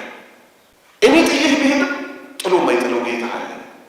ልጁ ነብር ሆና የዙቤር ልጅ ነው፣ የዛ ያላህ ባሪያ ልጅ፣ እሱም ያላህ ባሪያ ጨነቅ ሲለው የዙቤር ጌታ ይላል። ከዛ ኸይበር ላይ ለዙቤር የተሰጠ ምን ነበር? የጦር ምርኮ መሬት ነበር። ያ መሬት በስንት እጥፍ ተሸጠ። ዕዳ ተከፍሎ ይኸውልህ እንግዲህ ኒዕመ ረጁል ወኒዕመ ልወለድ። ምንኛ ያማረ ሶሃባ፣ ምንኛ ያማረ ልጅ ትቶ ሄደ። ልጁ ምን አደረገ? ለ4 ሚስቶቹ የሚገባቸው፣ ለልጆቹ የሚገባቸው። እንዲህ አይነት ዘር አላህ ያወጣል። እና አሁን ያለንበት የዘመኑ ችግር ብዙ ሰው አስጨንቆታል። ግን ዘመን ያልፋል ወንድሞቼ። ያየ በሕይወታችን ብዙ ነገር አሳልፈናል። ረሺዎች ሆነን የሆነ ዘመን በጣም ተመችቶን ስለነበረ እንጂ ትናንት ያሳልፍነው የከፋ ነበር። ድሮ እኮ ኑሮ የሚታወቀው በአንድ ክፍል ቤት ማታ ላይ የሚዘረጉ ምኖች ፍራሾች። የቤታችንን አልጨረስኩላችሁ። 4 ልጅ በ2 ተደራራቢ አልጋ ይተኛ ነበር። ከዛስ ሴቷ እህታችን ታላቃችን ምን ጋር ትተኛ ነበር? ሶፋ የሚባል ነበር ባለ 3 ሚይዘው። ሌላኛው አንዱ ልጅ ምን ይሆን ነበር? አንዳንድ ሰው የሚቀመጥበት ደግሞ እንዲገጠምና ማታ ማታ መሀል ላይ የተረፈችው ቦታ ዘመድ ከመጣ የሆነች ነገር ይነጠፍባታል። ህይወት እንደዛ ሆነ የነበረው። አሁን ነው እኮ እንግዳ ሲመጣ እዚህ ቤት እንደገና ይሄ የሴቶች ክፍል፣ ይሄ ሳሎን ምናምን ተብሎ ሰፊ ነገር የለመድነው አሁን እኮ እንጂ ሁሉንም ለማለት አይደለም። አሁንም ችግር ከመኖሩ ጋር በችግር ይኖራል። የሆነ ጊዜ ያልፋል፣ ደግሞ መልሶ ችግር ይመጣል። ስለዚህ ሀብት መለቃቀም አይደለም ዋናው ዓላማ። አሁን ድሮ ሰው መኪና ያዘ ከተባለ ምን ነበር? እንደው በአላህ ይሆንባችሁ ሱብሃንአላህ ግን እኮ ሀብታም ሆኗል መኪና ገዛ እኮ መብሩክ አለ ዲኤክስ። ከዛ አሁንስ በዘመናችን መኪና ያላቸው ሲያስሸብሯቸው መንግስት ነዳጅ ሊጨምር ነው። ያንተንም ገቢ እኮ እየጨመረው ነው። አላህ ምን አሳሰበ? ገቢን ከጨመረው ለመኪና አላህ ካበቃ ነዳጅ 300 ብር ስለገባ አንተ ተሟሟለህ። ስለዚህ ወደ ኤሌክትሪክ ለምን አንዞር? እሺ እንዞር። 7 ሚሊዮን ብር አውጥተው 3 ሚሊዮን 4 ሚሊዮን አውጥተው ኤሌክትሪክ ይገዛሉ አይደል? በቲክቶክ ላይ ይመጣላሉ። ኤሌክትሪክ መኪናዎች ሊደረግላቸው ከሚገቡ ጥንቃቄዎች ውስጥ አንደኛ ፀሐይ ቀጥታ ካገኛቸው ባትሪያቸው ሊቲየም ስለሆነ ሊፈነዱ ይችላል። ወይኔ 7 ሚሊዮን ብር ይዘህ ፀሐይ ቀብኝ ትላለህ። አንተን ግን ፀሐይ ርር ሲያደርግህ ምንም የማይመስል። ኤሌክትሪክ መኪናዎች በጣም ሊጠነቀቁ የሚገባቸው አይጥ ገመዶቹን ካገኙ ይበጣጥሳቸዋል። ወይኔ አይጥ በዚህ ጋር እንዳይሄድ ትላለህ። ባትሪያቸው ከ7 ዓመት በኋላ ይሁን ከስንት ዓመት በኋላ ፌል ሊያደርግ ይችላል። አንተ ዛሬ ማታ ፌል አድርገህ ልትሞት ትችላለህ። አትችልም ወንድሜ። በሽብር ገደሏቸው ወንድምነቶቻችን። ስለዚህ አላህ ብሩን ይስጥ እንጂ ማለት ነው። ባትሪ ቢጠፋ በባትሪ ይተካል አይተካም? ወንድሞች አሁን እያስጨነቀን ያለው የዛሬው አይደለም የነገው ነው። የነገው ሊያስጨንቀን አይገባም። የኤሌክትሪክ መኪና ደግሞ አላህ አጥፍቶ አላህ ምን ሊያመጣ ይችላል? በውሃ የሚሰራ ሊያመጣ ይችላል። ሳውዲ ብትሄዱ ከውሃና ከነዳጅ እኔ ለመጀመሪያ ጊዜ ኡምራ ሲሄድ ያየሁትን ነው የምነግራችሁ። ነዳጅ 35 ሳንቲም ይሸጣል። መጀመሪያ እኔ ሄድኩኝ ጊዜ ውሃ 1 ሪያል ይሸጣል። አያችሁ፣ የሰው ልጅ የሚያኖረው ነገር ውድ ነው። ቸሩ ጌታ በነፃ ይሰጣል እንጂ አየር፣ ውሃ በነፃ ላይ እያጠቃቀመን ያለው። ይሄ ደግሞ ለመኪና ለድርጅት ለምናምን የሆነው ከመሬት ያወጣዋል። እኛ ሀገር አሁን ስትወስዱ ውሃ ይከለከላል እንዴ? አሁን በሃይላንድ ከመጣ እንጂ ነዳጅ ምናምንስ ከመሬት ውስጥ ነው። ሲፈልግ ይጨርሳቸዋል። እዚህ ምድር ላይ እስካለን ድረስ ግን ማያስቆመው ምን ነው? አየርን፣ ውሃን የመሳሰለው። ስለዚህ በአላህ ይሁንብን፣ አንፍራ። ለወደፊቱ ያልፋል፣ ዕዳም ይከፈላል፣ ልጆችም ያድጋሉ። በአላህ ላይ በጣም ተስፈኞች ነው ልንሆን የሚገባው። በጣም ተስፈኞች ነው ልንሆን የሚገባው። የተሻለ ነገር ይመጣል። አላሁ ስብሓነሁ ወተዓላ በማህበረሰባችን ላይ የመጣውን ችግር ቀለል ሊያደርግልን ያንሳልን። እሱን የምናውቅበት ድህነት አላህ ያደርግልን። ተስፋ የማንቆርጥበት ድህነት አላህ ያደርግልን። ገንዘብ ሲሰጠንም ከማይጠቅሙት ሰዎች አላህ ያደርግልን። እሱን የምናመልክበት የሆነን ገንዘብ አላህ ይስጠን። ሱብሓነከ አላሁመ ወቢሐምዲክ አሽሀዱ አን ላ ኢላሀ ኢላ አንተ አስተግፊሩከ ወአቱቡ ኢለይክ።